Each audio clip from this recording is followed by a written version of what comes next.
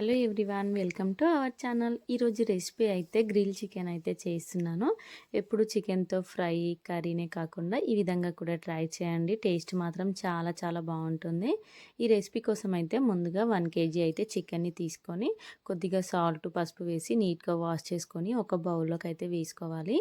ఈ బౌల్లోకి వేసుకున్న తర్వాత ఇందులోకి అల్లం వెల్లుల్లి పేస్ట్, అలానే మీ స్పైస్కి తగినంత, అంటే మీరు తినే విధంగా అయితే కారాన్ని అయితే యాడ్ చేసుకోండి.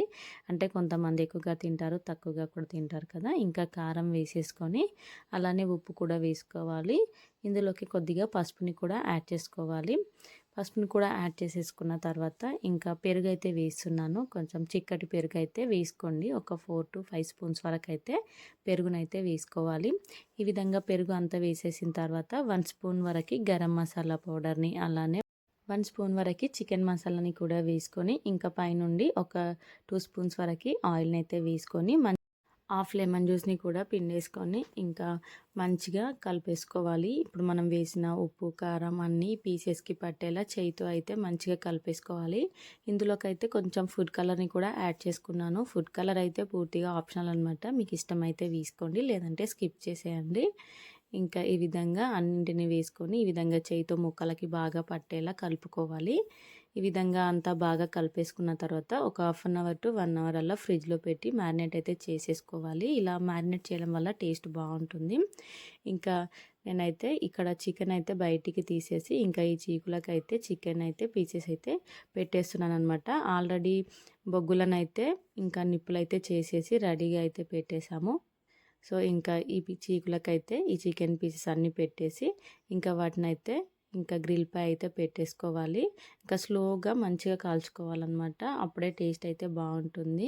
ఇంకా ఈ పీసెస్తో పాటు వింగ్స్, అలానే లెగ్ పీసెస్ కూడా ఉన్నాయి. ఈ వింగ్స్ లెగ్ పీసెస్ అయితే డైరెక్ట్గా అలానే పెట్టేసి ఇంకా ఈ చీకులకైతే చిన్న చిన్న పీసెస్ అన్నీ అయితే ఈ విధంగా పెట్టేసి మంచిగా అయితే కాల్చుకోవాలన్నమాట.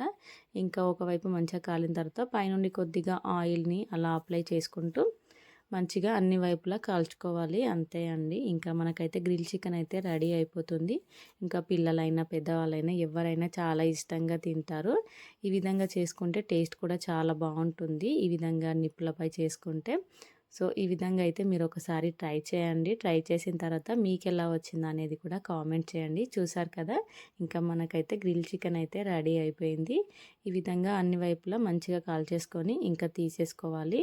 ఇంకా ఒక బౌల్లోకి తీసేసుకుంటే ఇంకా వేడివేడిగా గ్రిల్ చికెన్ అయితే రెడీ అయిపోతుంది. మా పిల్లలైతే ఆ రోజు చాలా ఇష్టంగా తిన్నారు.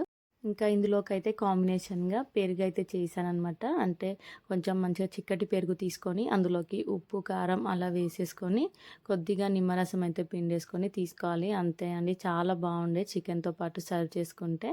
సో వీడియో నచ్చితే please like and subscribe to my channel.